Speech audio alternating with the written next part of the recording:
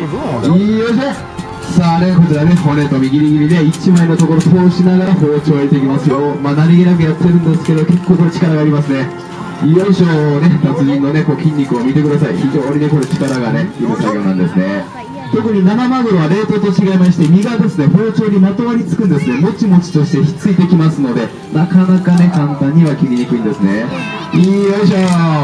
さあ、そうしましたらね、マグロ解体ショーといえばね、よくテレビなんかでね、おなじみのシーンがね、このシーンかと思います。これ今日の見せ場でございますので、皆さん今日一番の拍手の準備をお願いいたします。さあ、準備はよろしいですか？はい、OK ですよ。はい。さあ、それではですね、ついにマグロの中身が登場いたします。参りましょうか。はい。行きましょう。せーの。よいしょ。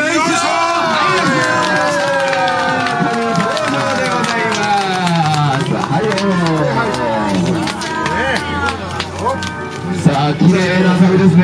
赤身ですよね。ねえ、どうですか、今日のこの赤身は。最高です。最高ですね。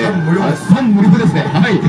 これね、まだ皆さんこれマグロの色は発色していないんですね。マグロさばきたては少し色がくすんでいると言われております。これさばいて数時間経ちますと、これね、真っ赤っかに発色してくるんですよね。これ皆様の口に入る頃には少しね、色が出てきていると思いますので、それも一つの楽しみにしてください。はい。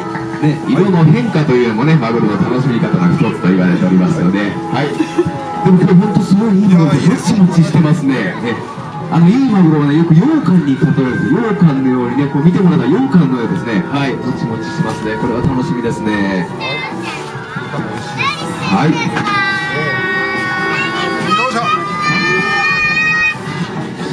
はいはい、さあ続きましてですね、お腹の腹の串をほぐしていきます。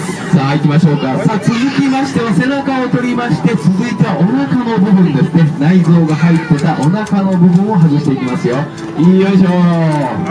さあね、小刻みにね、こちらの包丁の方入れていきますよ。よいしょ。よいしょ。よいしょ。さあさあね、近くの方はね、こうマグロのね、こう切れていく音っていうのが聞こえる方の包丁が入っていく音ね。さあ、お腹の方も包丁がきれいに入りまして、さあ行きましょうか。よいしょ。さあ持ち上げますよ。せーの。よいしょ。はい。さあこれで皆さんちょうどこのくぼんだところに内臓が入ってたんですけれども、マグロ釣り上げられたらすぐにですね、船の上で内臓が抜かれて血抜き、そして氷で冷やし込みがされます。それがきちっとされないと食べることができなくなってしまう、すごくねデリケートなお魚なんですよね。はい、じゃあちょっと